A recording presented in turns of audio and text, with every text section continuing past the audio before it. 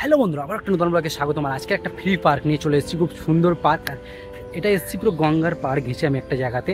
আর দেখতে পাচ্ছি পিছনে এই সাইডে গঙ্গার ভিউ, সাথে হাওড়া ব্রিজ আছে সামনেই, হাওড়া ব্রিজের ভিউ পাবে।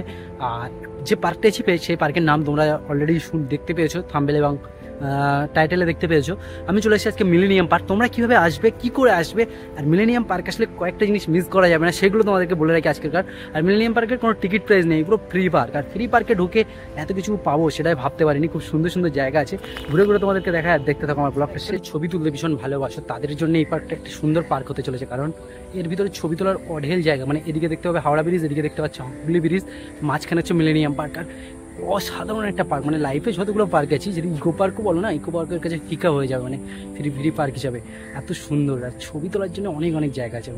এই পার্কের মেন এন্ট্রি গেট তোমরা সামনেই দেখতে পাচ্ছ, এটা এন্ট্রি গেট। আর এটা একটা এমনি গেট করা আছে সামনে। এখন টিকিট প্রাইস নেই, তো সোজা গিয়ে একদম সোজা দেন করে ঢুকে যেতে হবে, কারণ আর কিছু ধরা ছোঁয়া বা বাঁধা কিছুই নেই। সামনে দেখো দুটো চেয়ার রাখা আছে, এই চেয়ার দুটো সিকিউরিটি দুজন বসে থাকে। এখন বসে নেই, বাট পার্কের ভিতরে মাঝে সাঝে সিকিউরিটিরা ঘোরে।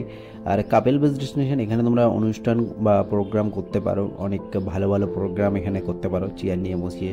তো সেটা পারমিশন সাপেক্ষ বিষয়, তোমরা পারমিশন করাতে পারলে অবশ্যই করতে পারবে, কেন করতে পারবে না। এরকম পার্কের ভিতরে অনেক কিছুই আছে, আরও দেখাই সামনের দিকে যাই। দেখতে পাচ্ছ গার্ডেনিং করা আছে।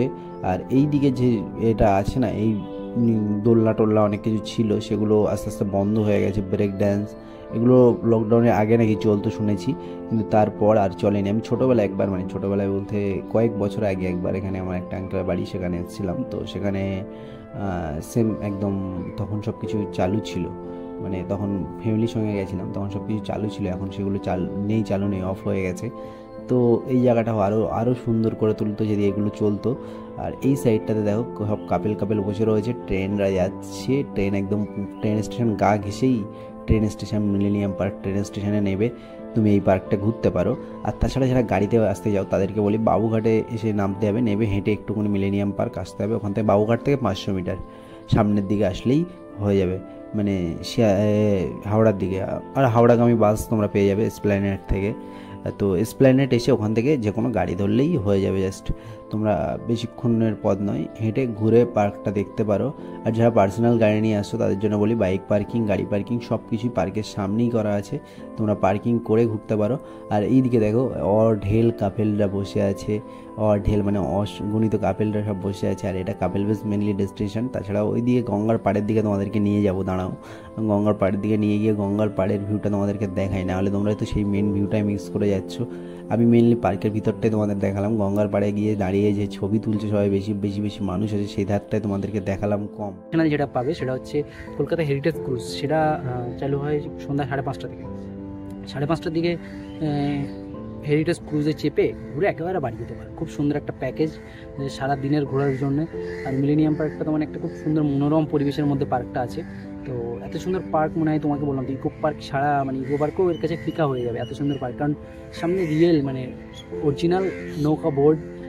ইকো পার্কে তো আর্টিফিশিয়াল, যেটা তোমার কী বলে ওটাকে, ঝিলটা করে রেখে দিয়েছে, কিন্তু এখানে পুরো অরিজিনাল গঙ্গার বুকে আমরা দাঁড়িয়ে, মানে গঙ্গার উপরে সাইডে পাশে দাঁড়িয়ে দুটো ব্রিজ, হাওড়া কলকাতার সব থেকে বিখ্যাত দুটো ব্রিজ, হাওড়া এবং হুগলি ব্রিজকে দেখতে পাচ্ছি, এবং তার পাশাপাশি পুরোটা ভিউটা নিতে পারছি। আর ঘোরার জায়গা তো অঢেল জায়গা, খুব সুন্দর সুন্দর।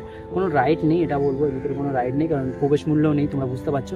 কিছু কিছু জায়গায় সিকিউরিটি আছে, তাছাড়া আর কিছুই নেই। আর মুক্ত মঞ্চ অনেকগুলো পাবে, যেখানে তোমরা যারা নাটক বা অভিনয় পছন্দ করো তারা এখানে এসে কিছু পারফরমেন্স করতে পারো। ওদের এটা 365 দিন এইভাবেই খোলা থাকে, কারণ এখানকার কোনো ওয়েবসাইট বা কিছু পেলাম না আমি।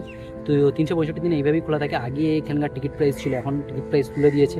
আর এটা বিশেষ করে কাপেলরা বেশি ঘোরে এর মধ্যে। আর ছাড়া এমনি নর্মাল ফ্যামিলি নিয়ে আসতে যাও, ফ্যামিলি নিয়ে আসতে পারো, ওই গঙ্গার পাড় দিয়ে হেঁটে হেঁটে চলে যাবে, ভিতরে ঢুকবে না, মানা করে দিলাম। কারণ এর ভিতরে খুব ডেঞ্জারাস জিনিস আছে, সেগুলো তোমাদের ক্যামেরায় দেখাবো আমি, আর কী কী হচ্ছে, কেমন কী আছে না আছে।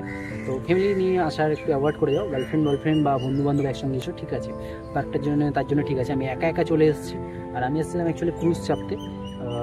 আমার সেন্ট্রালে একটা কাজ ছিল, সেটা সেরে ক্রুজ চেপে বাড়ি যাবো। তো ক্রুজ চাপতে এসেছিলাম, ক্রুজ চাপতে এসে মিলেনিয়াম পার্কটা ভিজিট করে নিলাম। আর মিলেনিয়াম পার্কটা ওভারঅল খুব ভালো লেগেছে, আর ভালো পার্ক একটা। আর তোমাদের কাছের জন্য অনুরোধ রইল, তোমরা যখন আসবে এখানে তো কটা থেকে কটা পর্যন্ত খোলা থাকে একটু শুনে নাও। সকাল 10টা থেকে সন্ধ্যে 6:30 পর্যন্ত পার্ক খোলা থাকে। আর পার্কের তো প্রবেশ মূল্য সব কিছু বলে দিলাম। আজকেরকার ব্লগটা এখানেই আমি শেষ করছি, কারণ আবার কোনো অন্য ভিডিও নিয়ে তোমাদের সঙ্গে দেখা হবে। মোজ ব্লগের পক্ষ থেকে মোস্তাকিম আমার। আর চ্যানেলটাকে সাবস্ক্রাইব করে রাখো, বন্ধুবান্ধবদেরকে শেয়ার করে দাও এত সুন্দর একটা ব্লগ।